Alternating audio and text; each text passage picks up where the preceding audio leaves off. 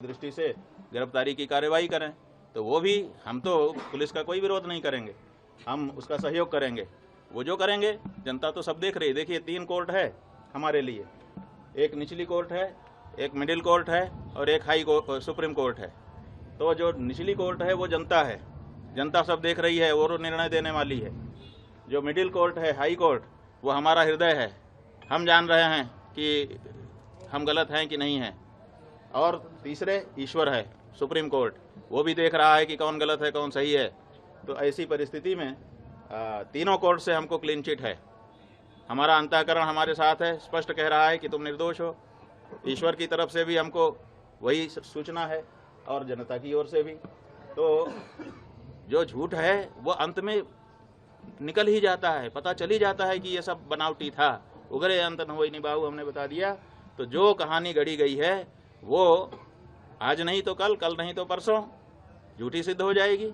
महाराज जी, आपने कहा कि आपको यूपी पुलिस के जांच पर भरोसा नहीं है, किस एजेंसी के जांच पर आपको भरोसा है? बात यह है, प्रयागराज में लगातार धरने पे बैठे रहे, ये घटना कब हो गई जो बता रहे हैं कि दो बच्चों के साथ इस तरह की घटना हो? बात यह है कि हम तो आप लोगों के कैमरों की जद में थे।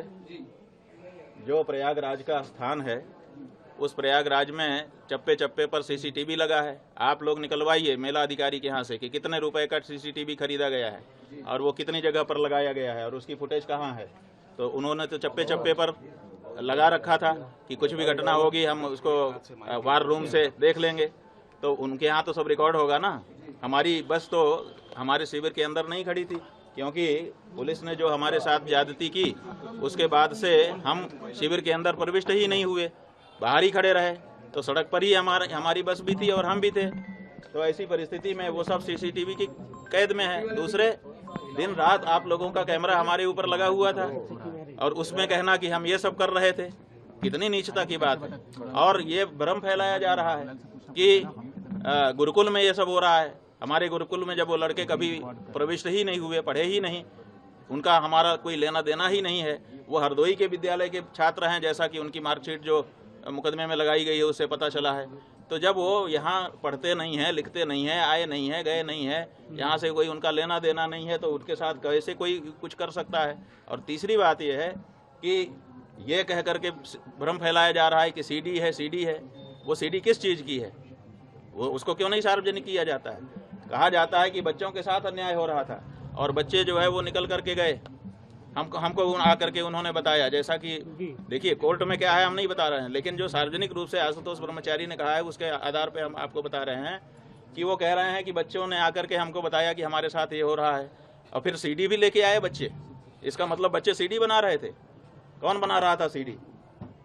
बच्चे बना रहे थे या कोई दूसरा ही बना रहा था?